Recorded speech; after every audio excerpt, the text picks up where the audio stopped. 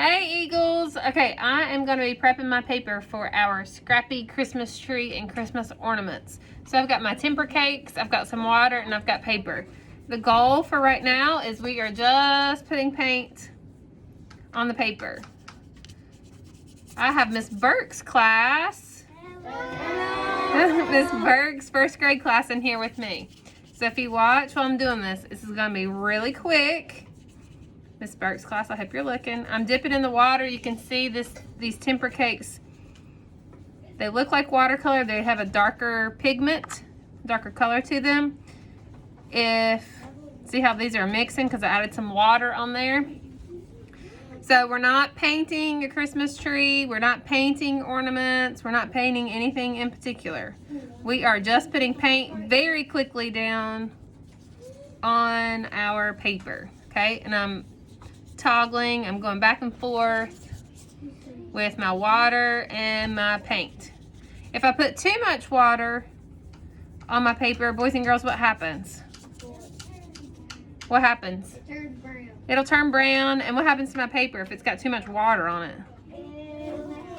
It'll mess up, right? And I don't want to do that. So I'm covering. I'm going from left to right, just like you would read a book, and I'm adding some color in there. Now, I'm going to show you a trick. Miss Burke's class, are you looking? Yeah. Yes? We're watching up here? Okay, so if you've got your background done, I'm going to dip a little bit in the red. And now, watch what I do. I'm going to hold my paintbrush just like this, and I'm just going to tap. Look. Now, I'm not slinging my paintbrush, right? I'm just giving little bitty tiny taps. And that's creating a nice visual texture. I like what that's doing right there. But you got to make sure the background's done first before you do that. Okay, and as soon as you get all of your surface filled up, we are going to put these on the drying rack. So step one is just fill up all of your space, all of your surface with paint. Okay? Hey Eagles, this is part 2 of our Scrappy Christmas tree. So here is my painting, and it is all the way dry. We painted it with those temper cakes. So now all I'm going to do is flip it over. I'm going to smooth out some of my edges. You can use your table bin if you want to kind of hold down the edges. And then here I have a Christmas tree that I've cut out and an ornament. We have different shapes of ornaments. So I'm going to, if you want to try a different one besides just this one, I'm going to arrange these on the back and figure out how I can get the most out of my artwork. And then, so I put my Christmas tree here. Let's get this up so y'all can see it. And then I'm just going to trace it. And it doesn't have to be perfect because no trees are perfect, right? And just make sure that edge stays on the edge of your paper. I'm gonna just go in here. If you want to do 2 Christmas trees, you will probably have room to do 2 Christmas trees. So there's one tree. I can't really fit an ornament right there. I could make it a little bit smaller, maybe. But I'm gonna try to get one right here. Cutting it kind of close to the edge. That's all right. All right.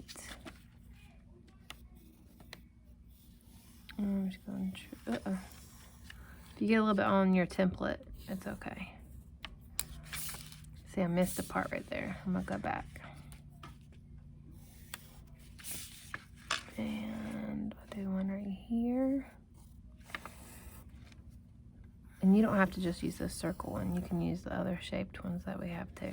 Or again, you can do, if you can fit 2 Christmas trees, you can do 2 Christmas trees and maybe get some ornaments on there. All right. So that might be all I can fit. Oh, no, look, I can fit one more. Oopsie. Remember we painted with temper cakes on vinyl surface paper. All right.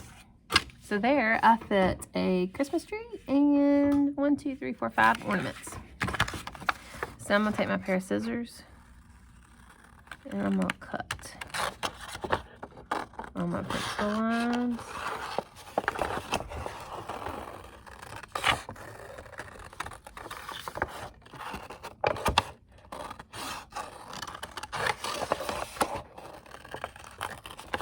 This is a really easy craft present that you can make at home with your siblings, or if you have cousins that come over. I can do these. All I did to find the tree, I went on Google and I typed in Christmas tree silhouette, and it gave me those nice easy lines, and I printed a copy and then I just cut it out.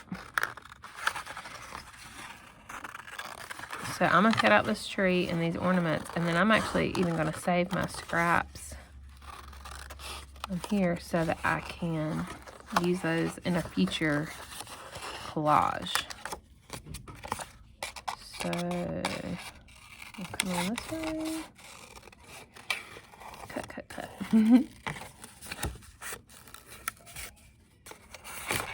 Okay, and then ta-da! Flip them over, and I'll have my little Christmas tree. So you have a couple options now. You can leave it how it is. You can use one of our black Sharpies and you can decorate it. You can glue this down on a piece of paper and make a totally different artwork. You can cut a hole in the top with my hole puncher and we can make an ornament out of it. I can laminate it for you. Lots of different options out of that. There we go.